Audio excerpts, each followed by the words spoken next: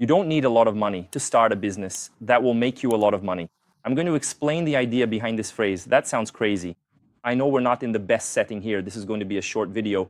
If you stick with me until the end of this video, I promise I'll open your mind to something that maybe you can't see today. What do I mean by that? Many times people get stuck on the idea that they need money to start a business, to build the company they've always dreamed of having, to create the business they've always wanted, so that then they can start making money. But since they don't have the initial money to start this business, they don't put the idea into action. And that doesn't necessarily have to be true. To open a company that will make you a lot of money, you do need a bit of money, but you need a really good idea, you need a plan to be able to give your investor a great return, and you need competence. That's basically it. I'm going to bring this a bit into personal life and give several examples from my own experience and from what I've observed in people close to me who have also managed to live this. For example, here in Bali, I train at a gym called Reload. The Reload gym project cost $8 million. The founder of Reload is a guy named Nicholas, a person with 1 million followers on Instagram, a world champion in professional bodybuilding competitions, 2 European titles in professional bodybuilding competitions, and he's someone deeply involved in the fitness world. But he's my age. I'm 34, and Nicholas is also 34 if I'm not mistaken. He didn't have those $8 million. He's just a very competent person with a lot of credibility in his field who had a really great idea to open a gym in Bali in a prime location that would basically be a wellness sanctuary where you could eat really well, recover really well, have access to the best training equipment on the entire island, and build a very premium structure that gives off this kind of luxury vibe for people who are looking for that sort of thing, and offer blood tests, blood work, bioimpedance, every kind of monitoring you might need. He had this idea, so what did he do? He went after an investor, and an investor from Jakarta showed up. If I'm not mistaken, the guy's name is Lau. He owned a bakery franchise, a cake shop in Jakarta, something like that. And he sold those locations, became a multi-millionaire with a lot of money to spare, and invested in Nicholas's project. Why? Because Nicholas is a very competent guy who understands the market very well and had a great idea, but he didn't have the money to set up an $8 million project.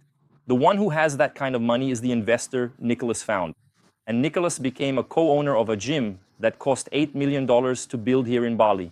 That was just the first location. Now they're going to open a $15 million one in the south of Bali, and then they'll expand the brand internationally to, for example, Bangkok, Dubai, and so on. When Nicholas has 5 or 6 locations of a gym, the size and scale of Reload around the world, he'll own a company worth multiple millions of dollars, and he started this business with just an idea, an investor, and a plan to reward the investor very well. That's all there is to it.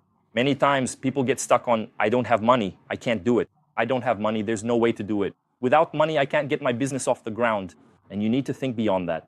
How can I, even without much money, create a business, attract the right people to my business, reward these people very well, and make the business happen without putting my own capital at risk? Because I don't have the capital, someone has to take on that risk, and I have to compensate that person for their risk. You understand? But for that, you need to be a competent person. You need to have some kind of track record in the field you want to start a business in, because it's much easier to sell a project to an investor when you can prove that you are someone within the scenario you're creating. Let me give you another example. For example, I am a partner and investor in a very strong spa brand here in Bali. There are 2 founders, a couple who started this brand. The first unit of this spa didn't have a single real invested by the founding partners. They had the idea and sold the project to several investors. Each investor put in a little, believing in the idea of this couple, the founding partners of the brand.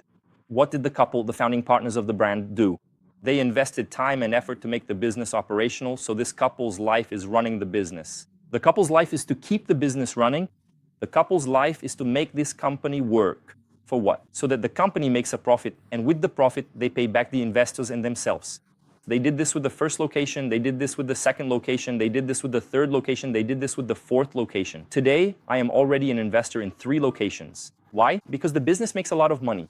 So for each location they open, they don't use their own capital. They always bring in investors who are interested in passive income, because the investors are silent partners, they don't work. They work, they run the business, they make the business profitable, and they pay all the investors very well without putting in any of their own money. Again, they created a business without having a business. Their part is to run the business, to dedicate their time to running it, to handle all the supplier contracts, to train the entire team, to do all the accounting, to keep the business going. The company operates because this couple exists. And over time, as the company grows, they start delegating tasks within the company, hiring people to handle the work, and gradually distancing themselves from the day-to-day operations. Opening the first location is much harder than opening the second, which is much harder than opening the third, and so on. The more locations you open, the bigger your company gets. Basically, the less work you have because your team grows a lot and you end up delegating a lot of things. Today, our spa operation here in Bali is reaching almost 100 employees. That's quite a lot. And the first location was opened without a single reel of investment from the founding partners. So if you have a business idea, if you dream of doing something, no matter what it is, you don't need money. You don't need to have that money from the bank. I'll give a completely random example now. For example, recently I met a guy here in Bali who is Australian, and he creates online content about how great it is to live in Bali and how bad it is to live in Australia, considering that Australia is a place with very high taxes and it's very difficult to invest there because investment amounts are getting more and more outrageous, like $1 million, $1.5 million, and so on. And with that kind of money, you can buy a property in Bali and make much more profit from it than in Australia. This guy started creating content about this on his Instagram. His Instagram isn't that big, and he's already a successful guy, someone who, in quotes, has a track record. He's a successful entrepreneur from Australia who left Australia to live in Bali. He started content. He leased a piece of land here in Bali, designed a building complex with several apartments, and sold all the apartments within 24 hours. Did he build the building? No. He only had enough money to find the land and secure the land. Then he hired a team of architects, had them design the entire building, several units, launched the project on his Instagram, and sold all the units, if I'm not mistaken, within 24 hours.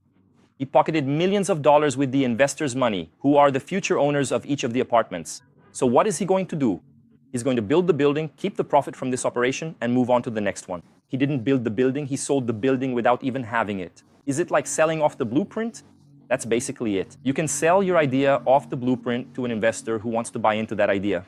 And this works for almost anything, If you don't have a really far-fetched idea that's almost impossible to execute, it's quite likely that if you're a very competent person, if you can prove your track record, if people believe in you, and if you can provide a good return to your investors, it's very likely that you'll find people who want to put money into your business and don't want to work. There are a lot of people in Brazil and in other countries who have money just sitting around and don't know what to do with it, and who would like to multiply that money without any effort. That's why passive income is so big in Brazil. People love earning 1% a month without working. Now, if you can create a business that, instead of giving a 1% return per month, gives a likely return, pay attention to the word likely. If you offer 2% a month, 2.5% a month, 3% a month, you're paying your investor twice as much as passive income in Brazil. For someone who has money, it's good for them to spread out their risk, like putting eggs in different baskets, and you're one of those baskets, You're basically solving the problem of someone who has idle money by offering a better return on money that's just sitting there or that's only earning 1%. You're helping this investor multiply their capital with no effort at all. You're the one putting in the effort. You're the one dedicating yourself to running the company. You're the one who's going to manage the whole business. You're the one who has to dedicate yourself for the company to improve and grow. You're the one who has to solve the company's problems and headaches. It's all on your shoulders. But that's your responsibility. Why? Because you didn't take on any risk in the operation. Your only risk is your time. That's it. The investor's risk is the money. The investor is taking on 100% of the risk in your operation because they want a likely return that's higher than what they can get in a market that pays 1% a month. So if you have a good idea, if you want to start a business but don't have the money, don't let that hold you back. Put that idea into action or try to execute it in some way using other people's capital. And the obligation is you need to properly reward your investor because they're the one making your business possible and they're the one who took on the risk. You have no risk. So the priority here is the investor. You'll have to give most of your company to the investor because they're the one who took on the risk. And it's perfectly fine for you to do that. It's perfectly fine to have a company where you're not the majority partner, where you're the minority partner, because you can have one unit earning you a little bit. With the second unit, you earn twice that little bit. With the third unit, you earn 3 times that little bit. With the fourth unit, you earn 4 times that little bit. And that keeps multiplying, and it turns into a big pile of money. If you think this way, you can really go far. This is basically one of the models I use to get involved in new businesses. So I do business where I am one of the investors, putting money into operations where I don't handle the day-to-day management, but I know people who do, and basically they provide me with passive income without me having to work. Why is that? because I took on the risk of the operation, and now I'm opening businesses where I'm raising money from investors to run a business in which I will pay returns to the investor. That's how it works, you know? So at the same time that I'm investing in businesses now, I'm opening my mind to running businesses where I bring in money from other investors and I reward these people very well. That's basically it. That was the message of the video. If you like this kind of content, a bit more open-minded and more focused on the topic, leave a comment below. Like the video. If you didn't know this channel, follow it, because I share a bit about mindset, a bit of business backstage, and the life of an entrepreneur who lives outside Brazil and does business outside Brazil here in Bali, Indonesia. I'll see you in the next video.